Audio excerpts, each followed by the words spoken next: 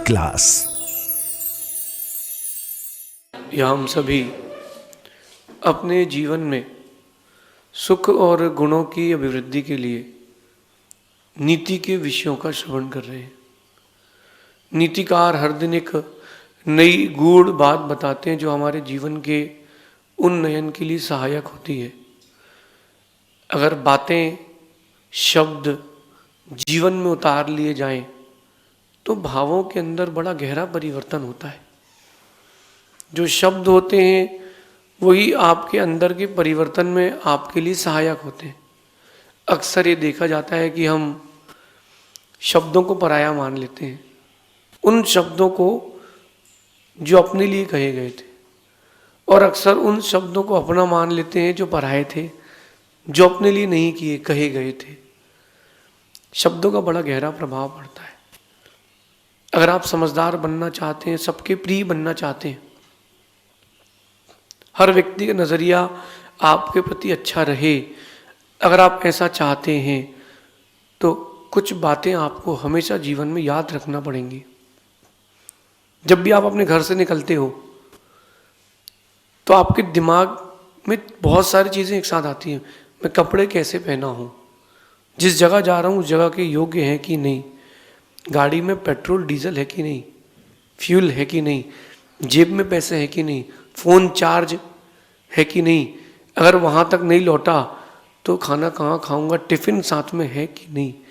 इतनी सारी चीज़ें विद इन अ सेकेंड आपके माइंड को सेट कर लेती है। उतनी सारी चीज़ें एक साथ आपके माइंड को सेट कर लेती है। क्यों? क्योंकि आपको उस जगह जाकर के उस जगह पर अपने आप को प्रेजेंट करना है या उस समय वहाँ व्यवस्थित रूप से रहना है। शब्द बड़े आपकी लाइफ का बहुत इंपॉर्टेंट रोल बनाते हैं शब्द। वो शब्द चाहें तो जिंदगी संभाल भी सकते हैं और शब्द चाहें तो जिंदगी बिगाड़ भी सकते हैं। आज अपन ऐसे उन 4 बातों पर, 4 शब्दों पर विचार करते हैं जो आपको जीवन में प्रियता से जोड़ते हैं। कहीं भी रहें लेकिन लोग आपको प्रिय मान के रखें, ये बहुत कठिन है। इसके लिए आपको बहुत कुछ करना पड़ेगा। एक पत्थर का टुकड़ा हीरे बराबर, उसकी कोई कीमत नहीं है, कोई छूता ही नहीं है, जमीन में पड़ा है। एक पत्थर का टुकड़ा हीरे का, उसको पाने के लिए सब लालायित होते हैं। अंतर क्यों है? दोनों ही पत्थर हैं। साइंटिफिकली देखा जाए तो दोनों ही स्टोन हैं। एक जेम्स स्टोन है, एक नॉर्मल स्टोन है। उस हीरे बने हुए पत्थर ने खुद पर बहुत गहरा काम किया है।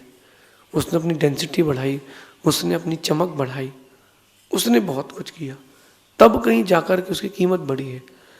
आप चाहते हो कि आप प्रिय बनो, लोग आपके प्रति आकर्षित हों, लोग आपकी हर बात माने चाहें, इसके लिए आपको अपनी क्वालिटीज बढ़ाना पड़ेगी। माल अगर बाजार में बिकता है तो अपनी क्वालिटी के दम पे बिकता है। फर्स्ट डे तो ब्रांड बिकता है, नेक्स्ट डे ब्रांड नहीं बिकता, नेक्स्ट डे से क्वालिटी चलती है।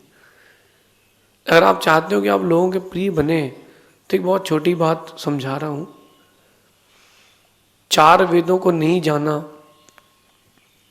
तो कोई बात नहीं, कोई हानि नहीं होगी, लेकिन जो मैं 4 शब्द कहने वाला हूं उनको आपने नहीं जाना, नहीं समझा, जीवन में नहीं उतारा तो फिर हानि ही हानि होगी, लाभ नहीं होगा। 4 छोटे से शब्द हैं: समझदारी, वफादारी, जिम्मेदारी और ईमानदारी। ये 4 बातें, 4 शब्द आपको सबका प्रिय बना देंगी। चाहे घर हो, परिवार हो, स्टडीज हो, व्यापार हो, आप किसी भी फील्ड में हो, किसी भी स्ट्रीम में हो, आप किसी के गुरु हो, आप किसी के शिष्य हो, इन 4 बातों को ध्यान रखने वाला व्यक्ति कभी दुखी नहीं रोया। समझदारी, वफादारी, जिम्मेदारी और ईमानदारी। शब्द बहुत छोटे से हैं, 5 सेकंड में 4 शब्द निकल चुके मेरे मुख से, लेकिन 4 शब्द जो जीवन में उतार लेता है वो वेद पुराण के ग्रंथों से ज़्यादा बड़ा ज्ञाता हो जाता है, क्योंकि ये बहुत व्यवहारिक चीज़ें हैं। समझदारी, कब कहाँ किससे क्या कहना है, कब कहाँ क्या नहीं कहना है, किस काल में मुझे क्या कहना चाहिए, किस काल में मुझे क्या नहीं कहना चाहिए, क्या कह देने से मेरा काम बिगड़ेगा, क्या कह देने से मेरे कारण दूसरे को दुख मिलेगा। समझदारी वाली बात है। आप लोग यहाँ मुझे सुन रहे हैं और शांत बैठ करके सुन रहे हैं। जो आपके अंदर की शांत परिणति है, ये आपकी समझदारी है कि अभी अपन कहीं बैठे हैं, फोन में बात नहीं करना है, फोन हमें साइलेंट करके रखना है। कोर्ट जाते हो वहाँ फोन बज जाए ना, 12 बज जाएगी। ये समझदारी वाली बात है। अपन कहाँ जा रहे हैं, कहाँ बैठे हैं, किससे क्या बातें कर रहे हैं, ये सबसे बड़ी समझदारी है। केवल इंसान के रूप में पैदा हो जाना ये समझदारी नहीं है। इंसान बन करके इंसान को इंसान मान के चलना ये समझदारी है। समझदारी बहुत इंपॉर्टेंट पार्ट है आपकी लाइफ का, और शायद आप इसको भूल जाते हो। जो समझ आपकी अभी जागृत हुई है, अगर ये 20 साल पहले आ जाती ना, 15 साल पहले आपका माइंड इतना चलता, तो आपका बिजनेस, आपकी लाइफ बहुत कहीं और ऊंचाइयों में होती। समझदारी वाली बात है। मुझे ऐसा लगता है कि आज पढ़ाई करने वाले तो बहुत लोग हैं जो पढ़ाई करते हैं, लेकिन समझदार लोग नहीं हैं। डिग्रियां बढ़ रही हैं और नॉलेज घट रही है। सुबह सुबह अपने माता पिता से किस संबोधन में बातें करना है, मित्र आया तो उससे कैसे बात करना है। अब आजकल आप लोगों की समझदारी खत्म हो गई। पहले लोग मिलते थे, कहते थे राम राम, जोहार, जय जिनेंद्र, जय श्री राम। पहले ये संबोधन चलते थे। फोन लगाया किसी को या आपस में तो, और अब हेलो हेलो। अब हेलो बोलते बेचारा बोले हिले। उस संबोधन से मालूम चलता है कि आप कितने समझदार हैं। फोन लगाया, क्यों रे कहाँ है? नहीं, ये प्रकार के संबोधन नहीं। समझदार व्यक्ति बोलते समय, चीजों को देखते समय, सुनते समय, हर क्रिया में जागरूक रहता है, वो समझदार है। जो प्रत्येक क्रिया में जागृत होकर के समय व्यतीत करता है, वो समझदार है कि कब मेरे करने योग्य क्या है और कब क्या नहीं करने योग्य है। और समझदार व्यक्ति तब बनता है, व्यक्ति समझदार तब बनता है जब वो अपनी इच्छाओं को मार के चलता है। इच्छाओं के अनुसार चलेगा, कभी समझदार नहीं बन पाएगा। हर दिन इच्छा होती है कि बाहर कुछ खा ले, और अगर समझदार बन गया और नहीं खाया तो बच जाएगा, वरना डाटा समाप्त है। समझदारी, पहले के लोग कितने समझदार होते थे। विवाह होता था, उसको निभाते थे। अब समझदारी खत्म हो गई है। शादी हुआ नहीं कि डिवोर्स, नहीं मुझे नहीं रहना उसके साथ, उसका नेचर अच्छा नहीं है। तो तुम्हारा कौन सा अच्छा है? कोई बोलता है डिवोर्स, तो बोले उसका नेचर अच्छा नहीं, मैं उसके साथ नहीं रहूंगी। तो भाई तुम्हारा कौन सा अच्छा है? थोड़े दिन रुकना पड़ेगा। जब रुकोगे तब काम बनेगा, ऐसे काम नहीं बनेगा। समझदार व्यक्ति, मेरा ये मानना है कि जागरूक रहता है, सोते हुए भी जागता है और जागते हुए भी जागता है। कब कहाँ क्या कैसा क्यों करना है और क्यों नहीं करना है, ये उसके अंदर की कला रहती है समझदार की। आगे चलते हैं। दूसरी है वफादारी। ईमानदारी और वफादारी में अंतर है। ईमानदार व्यक्ति दुनिया के लिए ईमानदार रहता है और वफादार व्यक्ति खुद के लिए भी ईमानदार रहता है। दोनों में अंतर है। वफादारी समझना, वफादारी यानी कि ईमानदार। लेकिन फिर ईमानदारी क्या हुई? एक जो दुनिया के लिए आप खुद को प्रेजेंट कर रहे हो कि मैं बहुत लॉयल हूं, वो ईमानदारी है। खुद के साथ जो आपकी लॉयल्टी है वो वफादारी है। आप खुद के लिए कितना ईमानदार हो।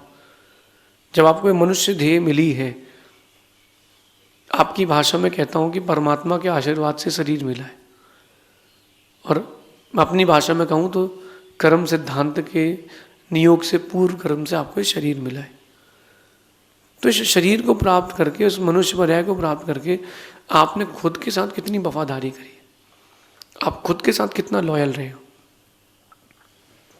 जो नहीं करना चाहिए था वो किया है कि नहीं, और जो करना चाहिए था वो नहीं किया है कि नहीं, विचार करना। आपने खुद के साथ वफादारी नहीं निभाई। अगर खुद के साथ वफादारी निभाते तो आज मैं जो कहना चाहता हूं आप खुद से वो बात नहीं कहते, क्या तूने ये काम अच्छा नहीं किया। जीवन में कुछ हुआ जब आपने खुद को ही धोखा दिया हो, खुद से याद करो। जो बात किसी को नहीं पता वो आपको पता है, तो आप खुद से बोलोगे यार तू यार खुद से वफादार नहीं था यार। खुद से वफादार रहो। ये बहुत कठिन काम है, क्योंकि दूसरों को धोखा देके आप छुपा सकते हो, उसको कुछ नहीं पता। खुद को जिस दिन धोखा दोगे वो किसी से नहीं छुपता, खुद से नहीं छुपता वो धोखा। वो जो धोखा है वो चुभता है। यार ये नहीं करते तो भी जिंदगी चलती, कोई बात नहीं थी, जिंदगी चल सकती थी। वफादारी, खुद के प्रति लॉयल रहना, ये आपका जुनून होना चाहिए। नहीं, मैं खुद के प्रति लॉयल रहूंगा। फिर ईमानदारी की बात जो आती है वो दूसरों के प्रति लॉयल्टी का होना। अगर आप ईमानदार हैं, वफादार नहीं हैं, मैं आपको अच्छा नहीं मानता। क्योंकि दुनिया के सामने खुद को प्रेजेंट अच्छा करने से क्या होता है, खुद में भी क्वालिटीज होना चाहिए। आजकल पैकेट फूड का ज़माना है, दिखता बहुत अच्छा है, अंदर जाके सब गड़बड़ कर देता है। तो आप वो भोजन प्रेफर करते हैं जो क्वालिटीज़ में भी अच्छा हो और दिखने में भी अच्छा हो, शुद्ध भी हो, स्वादिष्ट भी हो।